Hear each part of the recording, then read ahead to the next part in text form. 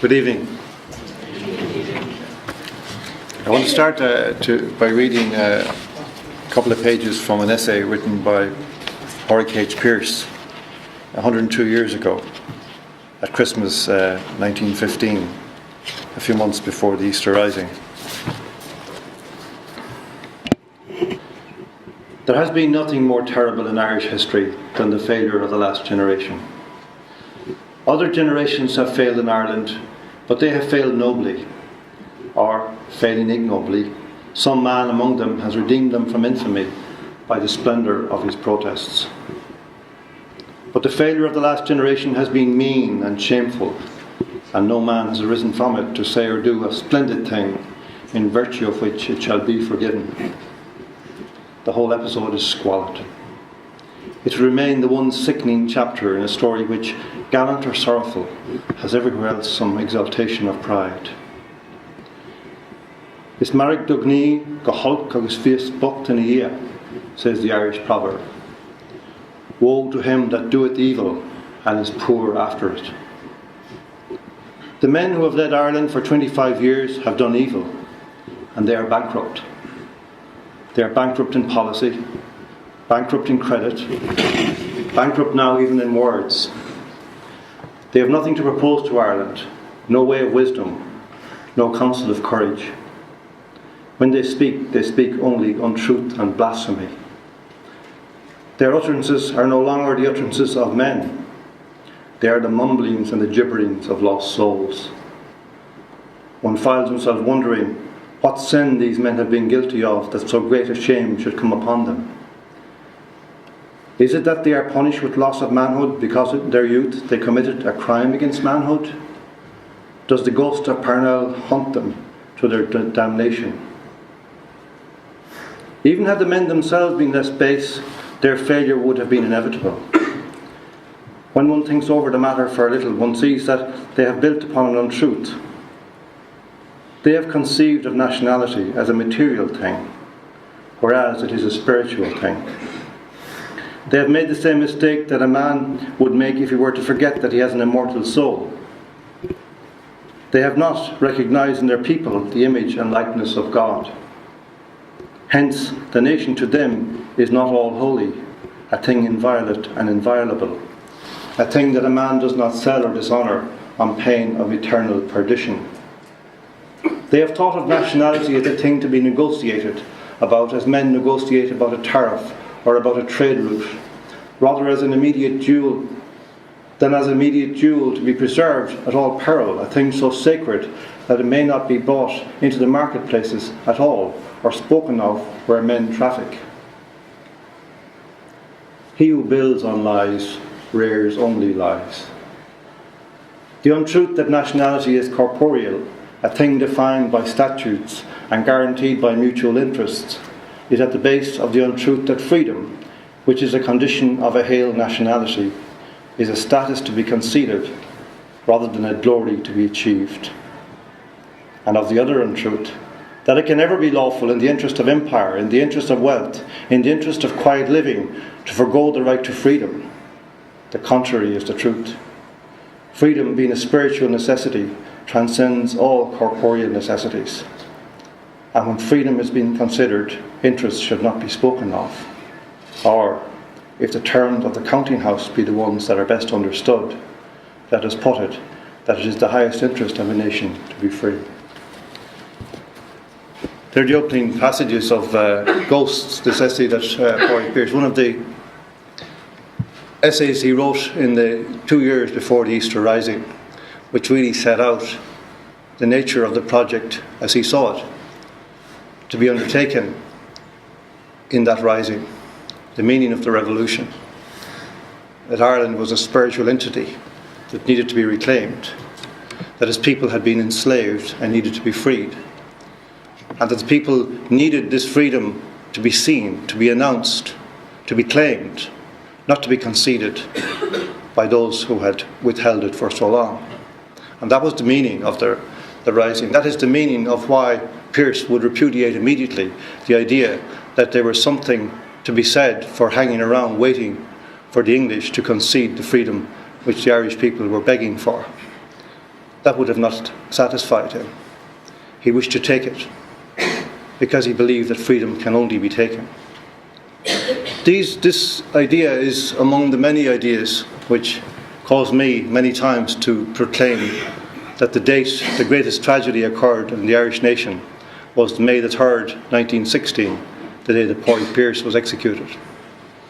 Because on that day we lost the vision of who we might be, the vision of what our nation might have been, might yet be, had we the people willing to understand what this man's vision was, truly was, rather than the caricature we have inherited of it, created by those who, for all the reasons that you will intuit between the lines of that passage, wanted to suppress all memory of Pearse as a great, great man, as a great patriot and a great intellectual and a great poet.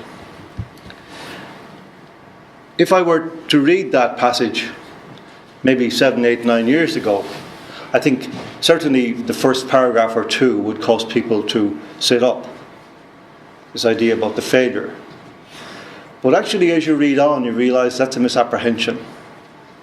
The failure of these people is not that they have failed us because they allowed the banks to go bankrupt, or they allowed our economy to go belly up, as it were. The failure is that they never understood in the first place what kind of a thing a nation is, what kind of an entity a people is, what it means to lead a people, what it means to lead a nation. And that's really at the heart of the questions that I think we are facing here tonight, and will be facing very fundamentally in the coming 6 months. If you look at the history that followed the execution of Padraig Pearse, from May the 3rd, 1916 to the present day, you see a pattern of degeneration, abysmal degeneration, from that high altitude that he set for us. A rough sketch of that history. In the 1920s, 30s, 40s, as the world struggled to deal with the spillover of the wars, the First and Second World Wars, and to contain the consequences of those. Ireland stagnated, inevitably. Ireland had already been left in a perilous position by virtue of having attained its freedom at a time when there was virtually no support internationally for us as a nation. Unlike what happened, for example, bizarrely, a couple of decades later, after the end of the Second World War, where Germany, the nation which had virtually obliterated the Western world, was restored brick for brick by the rest of the Allies who had defeated Germany. To the extent that, and I think this is a bizarre recollection, that 10 years after the end of World War II, West Germany won the World Cup. Ireland has yet to win the World Cup. I don't necessarily make a connection, but you see my point. We were left to struggle. And yet we look back, we're encouraged to look back at this as a monumental failure of Irish leadership. There was no great failure in material terms. There was no material failure. Those men, De Valera and the others, did their best in those appalling years to rebuild Ireland. You might say they failed, but their failure was an honourable one, because they tried on the basis, more or less, that Pearse had outlined. But something happened around the middle part of the 20th century. The second half of the 20th century was a different picture. In the late 60s and 70s, there was a kind of boom in Ireland, the Lamass boom it's called, which it seems to me we look on as, a golden age, economically and to some extent culturally, in the sense that it was a time when in the rest of the world, the student revolutions of Europe had a certain echo here. They didn't happen here because we were somewhat remote, but the influence which they had its impact as the decades rolled on. And we ended up really almost by stealth, been as influenced by those events as any other nation in Europe, and perhaps as we go forward even more so. But the false promise of that 60s boom was quickly wiped out in the late 70s and 80s, and we returned to the kind of hopelessness that we'd felt perhaps in the 50s when we were hemorrhaging our population again at a rate not seen since the famines. And this sense of failure created a new kind of Ireland, a new thinking of Ireland, where there was a defeatism concerning the idea of Ireland's self-sufficiency, a defeatism concerning the idea that we had the possibility to make Ireland into a nation of our own making, by our own lights. And an entirely different kind of thinking came into play. And as a result of the different thinking, a different kind of leadership took over in Ireland. And the thinking was that we would become again essentially dependent on another outside power. That was essentially what happened. That having freed ourselves with the blood of Pearse and the others, we decided we would give ourselves back to the highest bidder. And that's what we did. The EU was the bidder that we chose. And on the 1st of January 1973, we handed ourselves over again to that entity. I remember that day very well because I was driving around with my father in the van, and it was a very funereal day for him because he had opposed it with every fibre of his being. But that process, which began then, inevitably created a new kind of leadership.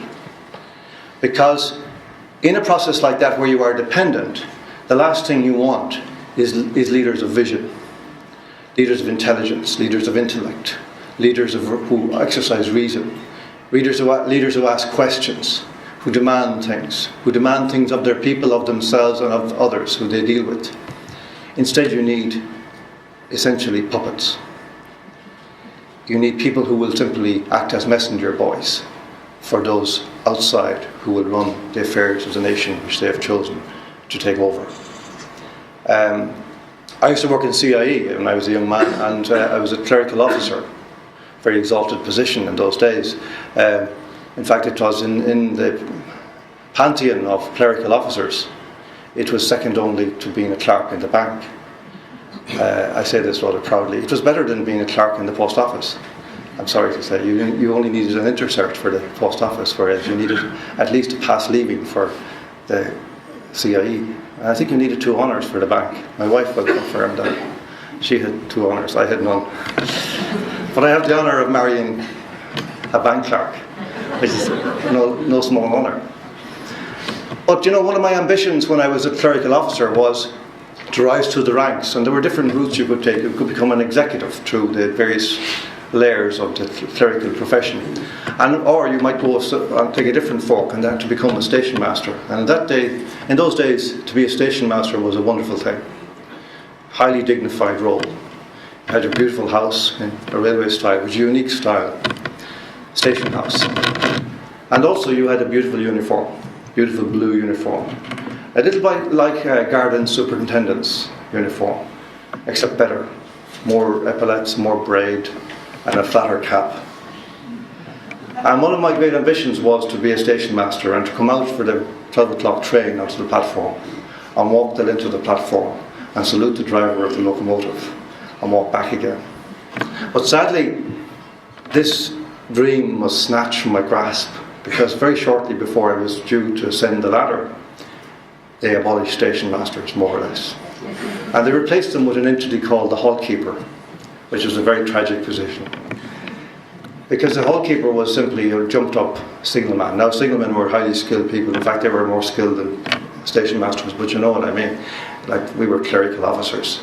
And this was something to be, as John Lennon would have said if he had thought of it. A clerical officer is something to be. And the hall keeper was terrible come down from the station master, because he had a cap which was really no more than cloth, a floppy black thing which kind of wore askew on his head, and the peak of it down over his eyes, and a ragged and bone uniform. All the dignity gone. So I lost all desire to be a station master. Or indeed, I never wanted to be a halt keeper. This is what has happened to our country. We're no longer a station, we're a halt. We don't any longer have a Taoiseach, we have a halt keeper who simply does the bidding of the clerical officers who operate on a high outside, telling him what to do. The idea that the Taoiseach now, I mean, it's a bizarre thing. When you see our Taoiseach, fawning over pop stars and movie stars and talking, when he goes into 10 Downing Street, the first thing that occurs to him is some rom-com movie, not Michael Collins sitting in this chair. When he meets the Prime Minister of Canada, they compare socks. And you would think, this is a terrible change. But actually, it's not a change at all. Nothing has changed. The office of Taoiseach remains as it was on the 31st of January 1972. Somewhere deep in the recesses of our imagination, that office still remains. But the person that claims this title now is not our chief. We don't have a chief anymore. We don't have a Taoiseach. We simply have a messenger boy. We have a halt keeper who does the bidding of outsiders. And that's where I want to come to, because the consequences of this are really quite dramatic. We've seen some of the consequences of this in the last few years, economically speaking, but that, to go back to Pearse, that's on the material plane. And of course it's important, but it cannot become preeminent. And it has been allowed to become preeminent, or was. In other words, the idea of our survival was put ahead of the idea of our prosperity as a nation, the nation of saints and scholars. What are we now? Where are those scholars now? Where are those saints now? Where are the monks? When I go abroad when I go to Italy or Germany or Spain, people often say, when are you going to send us some more monks? I say, please, have you got any monks to spare? We need them. We need your monks now. So, something has happened to our nation, which is not the Troika. The Troika is a symptom of it for sure. The loss of sovereignty is a symptom of it. The coloured socks is a symptom. But something has happened to our nation that we cannot understand. And you will not understand it because you will not hear this diagnosis any night of the week on RTE or on TV3. You will not read this diagnosis in the Irish Times or the Irish Independent or the Cork Examiner or any of these publications. This is the last thing they want you to think about, that something fundamental has changed. I want to talk a little bit, Kathy will talk more, I think, graphically about these things and more systematically in her analysis of this.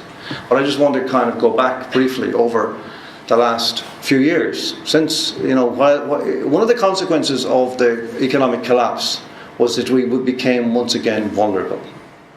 Whatever sense of confidence and entitlement and dignity that we had achieved, spuriously I would say, as a result of a very spurious form of prosperity, but nevertheless whatever we had achieved disintegrated overnight. And we were reduced again to being beggars in Europe. Falsely, of course, because this was an artificial recession, or artificial, because it had been an artificial boom. There's an Italian politician called Beppe Grillo, who's actually a comedian, and he's very likely one of these days when you wake up to find that he is the Prime Minister of Italy. But I'm not a huge fan of his, apart from one thing he said, the most beautiful and perfect encapsulation of the problem of Europe now in the past 10 years. And he said that Europe suffers from a false lack of money. A false lack of money. And this is exactly what it is. It's an engineered absence of money. In other words, they give it, they create it, and then they withhold it so as to starve nations in order, therefore, to pillage them again of the real wealth which they have.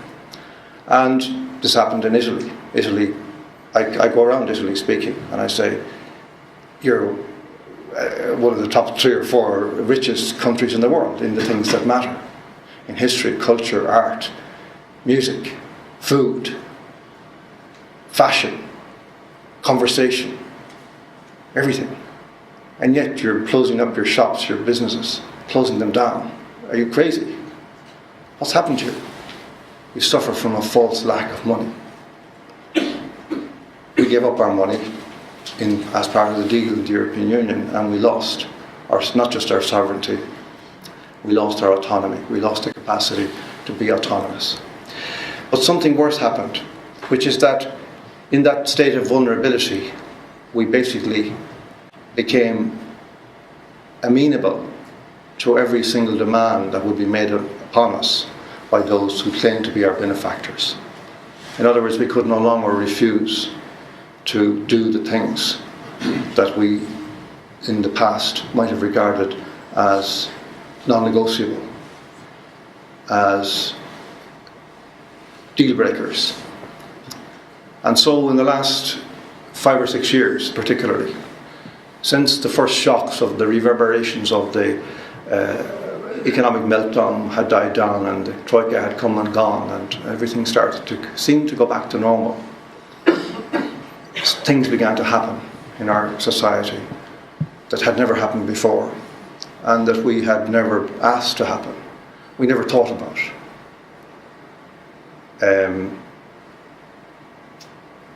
In 2015, we had a referendum on gay marriage. Nobody in Ireland had ever thought about this until maybe a few years before. Certainly nobody had spoken about it publicly. I often say that when I was growing up in Castlereagh, there was a couple of guys who were known to be gay, who used to hang around a certain pub in town, and everybody treated them with great respect.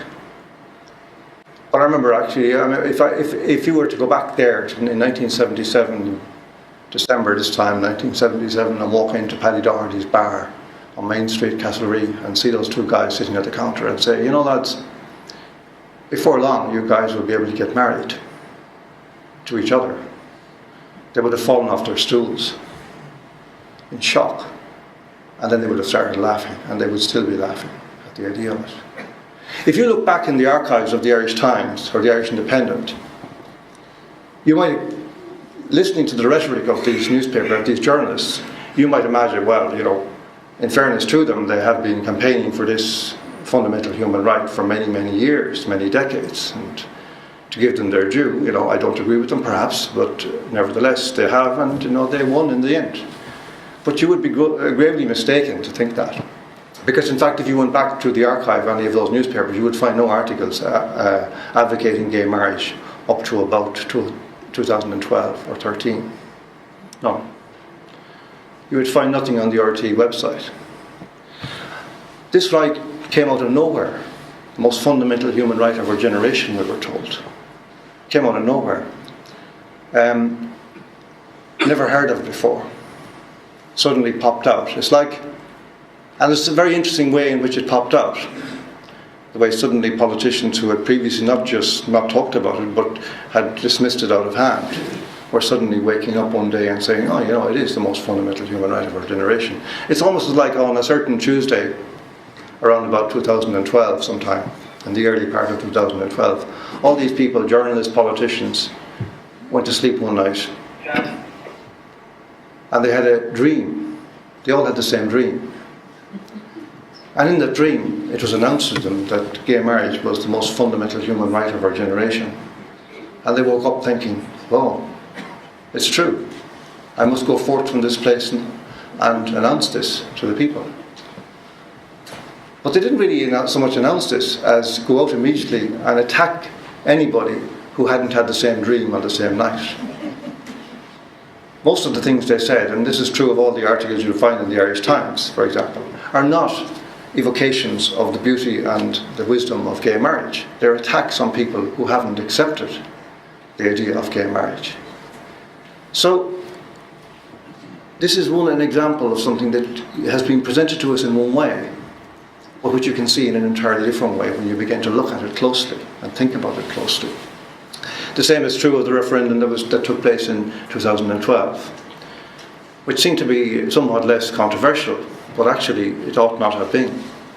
That was a referendum ostensibly or allegedly to give rights to children. But children already had rights. And many of the rights they had, most of the rights they had, came to them through the trust of their parents, in the context of their families. And they had worked admirably for many, many decades, many, many generations. It's very interesting, in the course of that campaign, certain cases were used by those who were advocating, and most of those advocating were people with strong financial, economic vested interest in the outcome of the referendum, although these were almost invariably unannounced or were not emphasised. And the right was presented as a right of children, but if you have an 18-month-old child crawling around on the carpet, it's very unlikely that that child would suddenly decide that I must go to the Supreme Court and exercise my rights. I'm going to instruct lawyers on a certain matter. They ask their mother or their father for a bottle of milk or a biscuit, and they get the bottle of milk or a biscuit. And that is the nature of their rights. And that's the way they are in the Constitution. But we were told that this was, again, an essential, suddenly, spontaneously had erupted, this sudden need. And in order to achieve the outcome that they desired, the advocates of this so-called right started to take up certain cases, which repeatedly, those of us who opposed it, had taken apart systematically and showed that what they were saying was false.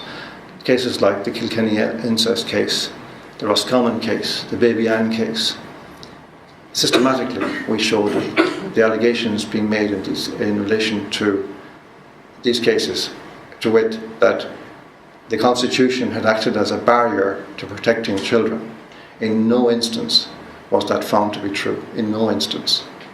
And to this day, nobody has been able to produce a single piece of evidence that the Constitution acted as a barrier to the protection of children in any context. It was always, always system failure. And in some instances, in the Roscommon case, the system had actually refused to go to court to protect the children, for whatever reasons, which remains unclear.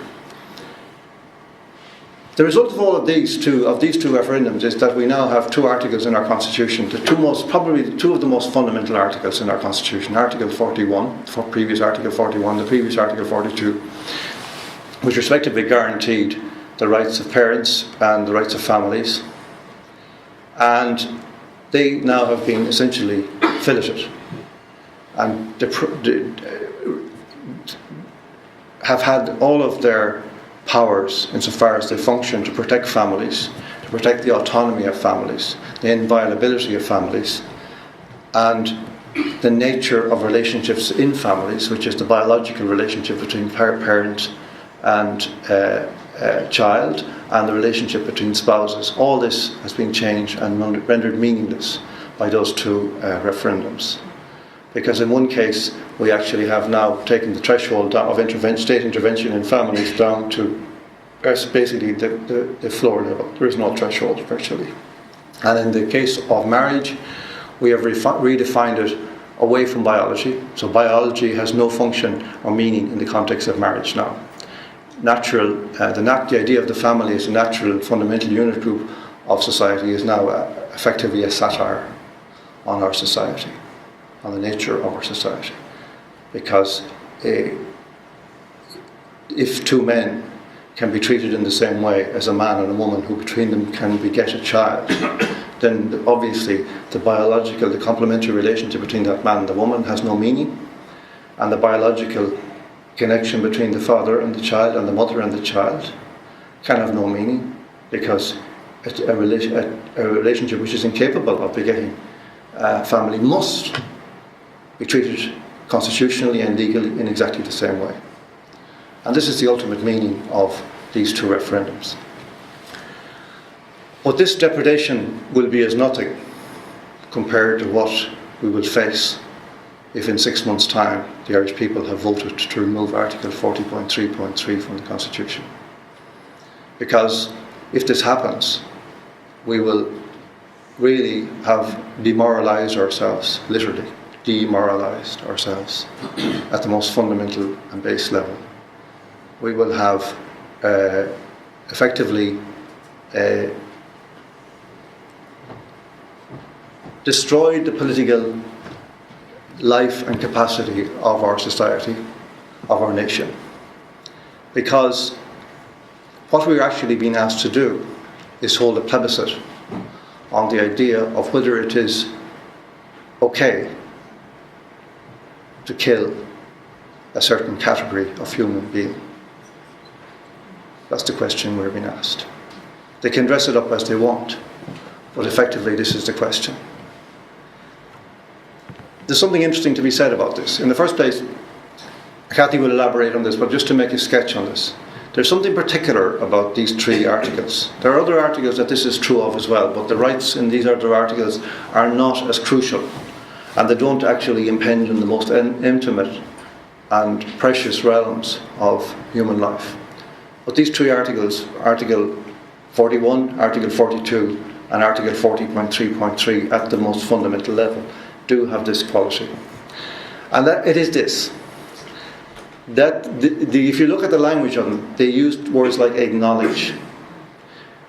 They don't claim that the Constitution extends these rights to people. They don't say the people of Ireland offer people the right to life.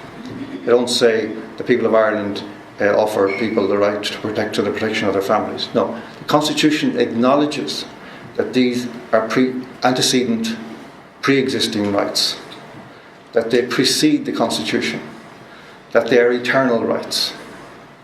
They are, in the language of the Constitution, inalienable and imprescriptible, which means they cannot be given up and they cannot be taken away. Which raises an interesting question, by the way, and let's leave Article 40.3.3 because I don't want to even tempt fate by anticipating an outcome. But let us look at the possibility that in the future, say, in, I don't know, 50 years, if we can imagine the following scenario, that after all this terrible period of fools and hall keepers and people with colourful socks, we might one day have leading us, or leading our children or our children's children, a group of people of integrity and patriotism and wisdom and reason. And just supposing that they had appointed a Supreme Court which was comprised of the same kind, the same character of individuals, it is quite possible, I tell you, that that Supreme Court will revisit the referendums we held here in Ireland in 2012 and 2015 and conclude that both of those referendums were unconstitutional and therefore invalid.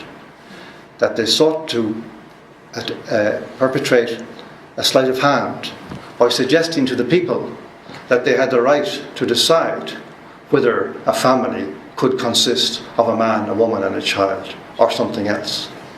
Or that they could decide that it is okay for the state to cross the threshold of a family, an inviolate family, inviolable family, and dictate to that family how to rear its children. It is possible, but I won't hold my breath. But it is possible. And it is possible also, I'm tempting fate somewhat, regardless of the outcome of the next year's referendum, it is possible that a mature, wise and reasonable Supreme Court might look at any damage that was done to Article 40.3.3 and restore it to its former, i.e. its present form, on the basis that any interference with it was unconstitutional and therefore invalid. I think that is possible, but I won't be holding my breath. But I say this to underline the point that what is actually going on is a confidence trick. We are being told that we have the right to vote on something which we have no right to vote on, which is it is an obscenity to ask us to vote upon. And we are told that the outcome of that will govern the future in relation to this issue, and therefore will have the potential to result in the destruction of human lives. This is unthinkable. No civilized society could possibly contemplate such a scenario. Can we imagine if we were to consider a possibility of a referendum on whether politicians might be allowed the right to life? I would oppose it. I assure you, I promise. I would oppose it with every fibre of my being. Well, maybe not quite every fibre of my being. But that's what we're being told. So there's a trick being played on us. And we need to become aware of what the nature of the trick. And Father Marcel will later on talk at a much deeper level about this. But I want to just simply introduce to you the idea that what we're actually being asked to do is have a plebiscite on whether it is okay to kill babies in the womb. You know, I say to people, would you take the knife to a baby in the womb? Would you pull a limb from a baby, drag it out of a womb? Well, if you wouldn't, you have no right and no business walking into a polling booth and putting a mark on a piece of paper which will have the same consequences many, many, many, many, many times over. We need to speak very directly to people about this, because this picture has been really controlled. And this brings me to the I suppose, almost like the core point I would like to make, because of course it seems like the core point has to do with the right of people to live, and of course it ought to be that. But there's another point that is actually, in a certain sense now, more fundamental. The worst thing that has happened to this society, of all the things, and I've touched on some of them, is that we have been denied the right to speak. And this has happened by a process of osmosis, which gradually has crept up on us, and we haven't been aware. I notice it now all the time, where even in small groups or big groups, there's a certain reticence among people to even hazard an opinion until they get a sense of how the land lies. And they kind of giggle and laugh a bit. And maybe they'll express an opinion if they feel that it's safe. But then they might pull it back if somebody says something something interrogative or something hostile. In the individual, there's a paradox here. In the individual, necessarily, to speak well, to be a good conversationalist, as it were. I don't mean that in the Oscar Wilde sense. I just mean to be able to talk intelligently about things. You need to think a lot. That's essential. In a society, actually, ironically, it's the other way around. If you want to think well as a society, you need to have a very healthy conversation. And that's fundamentally what's happened here. And to explain to you why we could have arrived at a situation where adult people, even old people, women, men, people that you wouldn't harm a fly, can actually say the most appalling things on the basis of some pretext which they heard some so-called expert outline on prime time. Sober, sensible, reasonable people who wouldn't hurt a fly say, well, you know, I'm in favour of, you know, qualified abortion, you know, limited abortion. Let's talk about limited murder.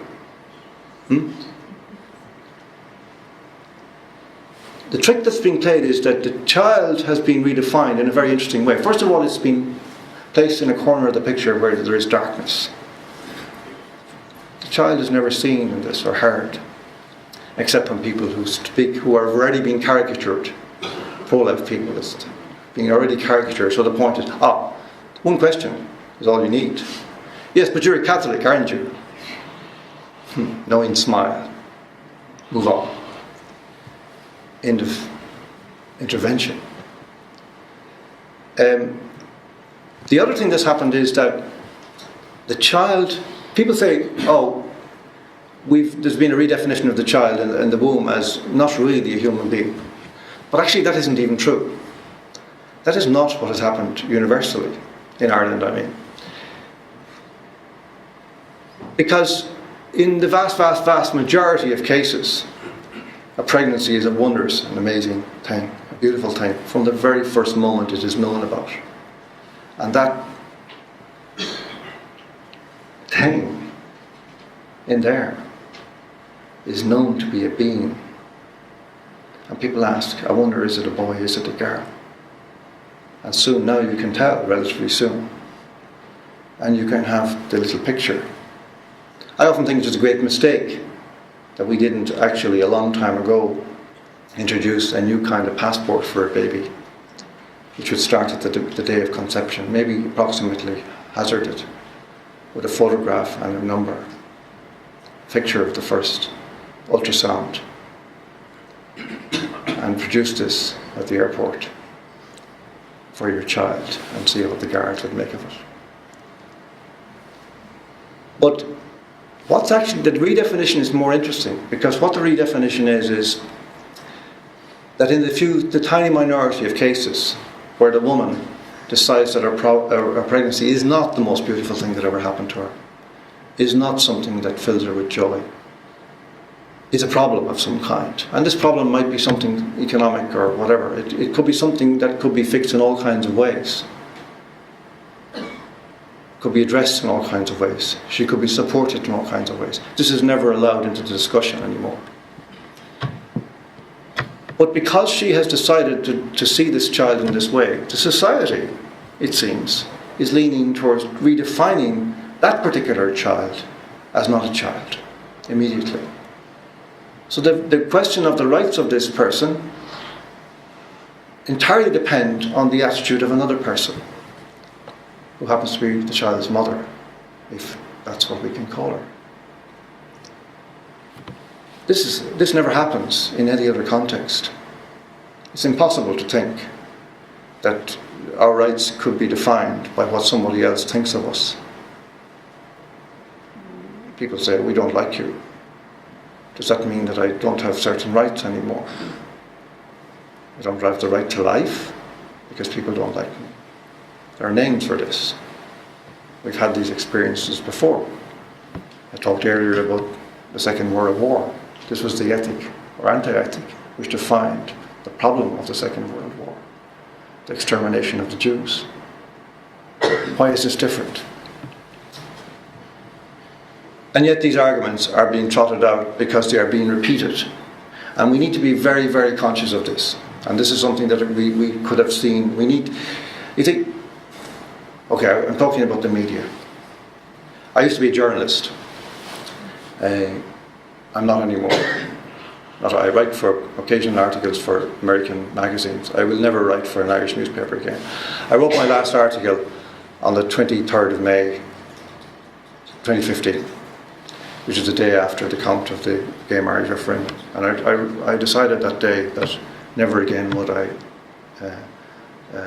allow the newsprint of an Irish newspaper to accept ink which I had put in order, because I regarded the media as having disgraced itself, as having become a participant in a political debate, as having been allowed itself to be used as an instrument of bullying, of blackmail, of lies, of intimidation, of demonization, in the most cowardly way.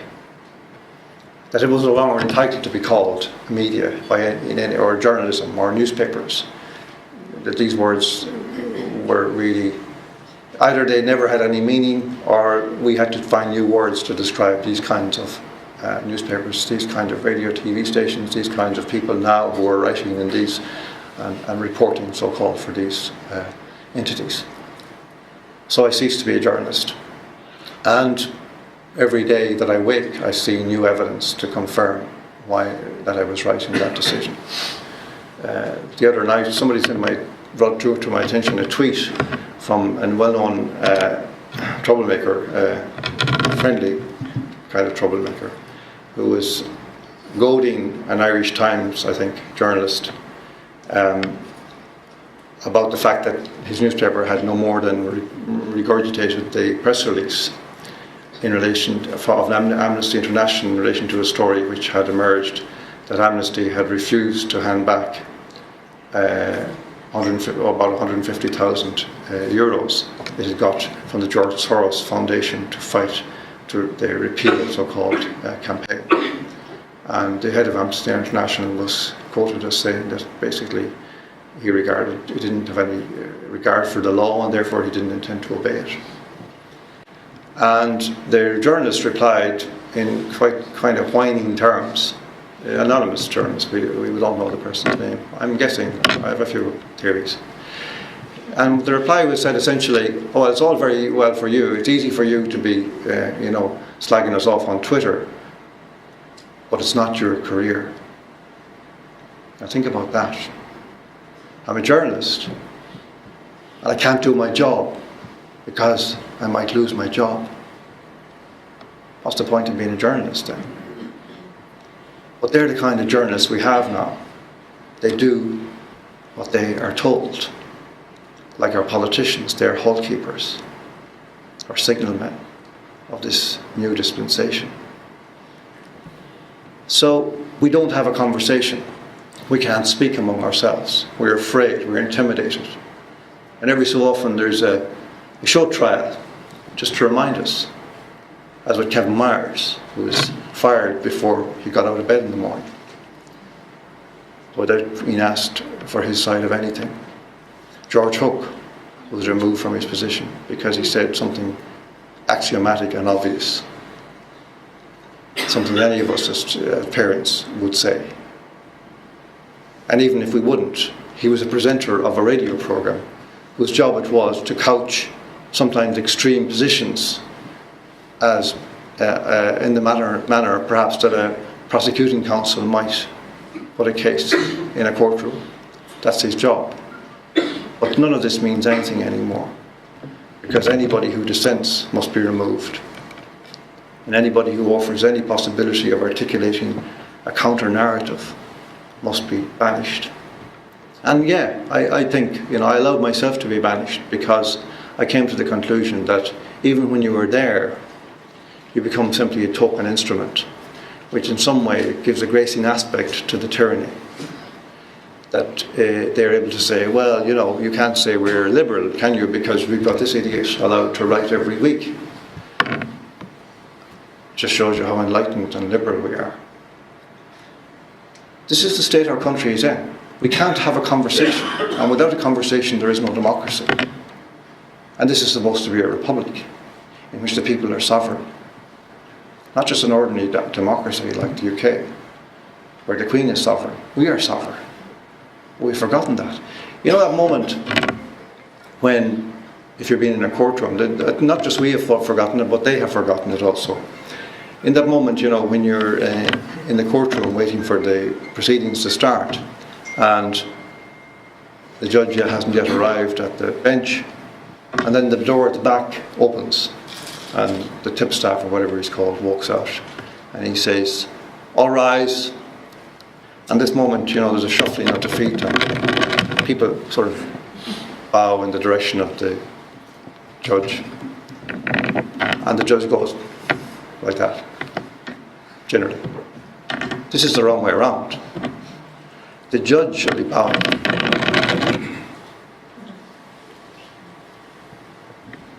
The judge should bow to the people. They have forgotten this.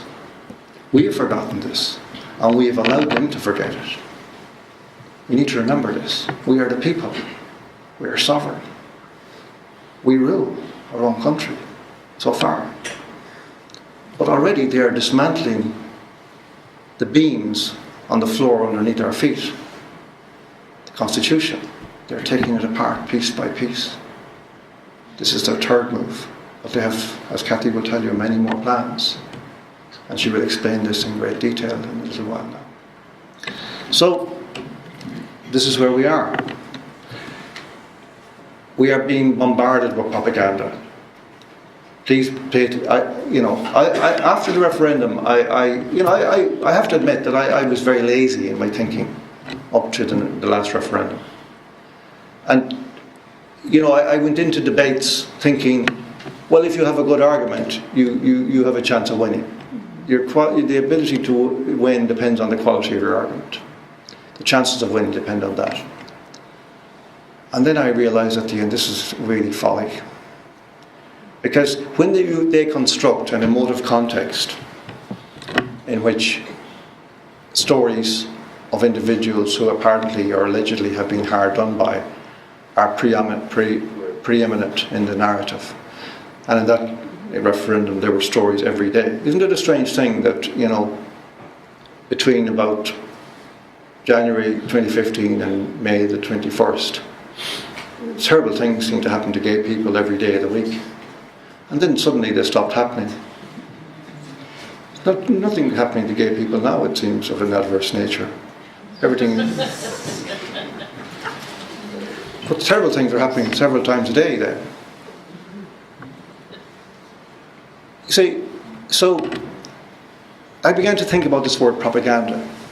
Because the word we kind of bandy around. I think we need to focus in on this and realise that virtually everything we hear and see now in our media is propaganda. It is not news, it's not information. Even the weather. I was in Wexford last night and I had to go to Dublin quite early this morning. I was terrified because everybody was telling me, oh, look at the paper, look at the headlines, It's terrible. I sailed to Dublin faster than I'd ever done it before from Wexford. I came down to Cork today, not a bother. Fake news. So dishonest. So, emotion. This is what they tap into. They create emotional narratives. And in that situation, we hadn't a hope in hell. Because we were trying to make reasonable arguments. And the more you make a reasonable argument, and no matter how, and the better it is, against an emotional argument, the more you're losing, by definition. Because you seem to be the kind of legalistic person who doesn't understand emotion. So the more reasonable and good your argument is, the more terrible you become. The more demonic you're capable of being made into. This time is a bit different. This time, if we can't win this one, as it were, we have the best client we've ever had. The little baby, the defenseless, unprotected, innocent baby. If we can't win this, we should give up. Because what they're asking is that we will actually introduce, in effect, by plebiscite, into our constitution, the capacity to farm out to private individuals the right to execute the most defenseless, the most innocent, and the purest of us all. And they will ask us to vote in and put our names to that, and everything we are as citizens, and everything we are as human beings. Everything that is, as Pearse said, part of this spiritual corpus of Ireland. Well, after the last referendum, we were boasting around the world that we had been the first country in the world to vote in, by popular acclaim, the right of homosexuals to get married. That may be as it may.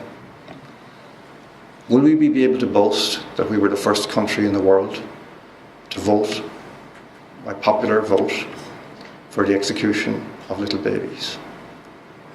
Is that what we have come to now? Is that what we will say to Padraig Pearse when we meet him at the pearly gates? That's what we made of your country. The country you died for. Thank you.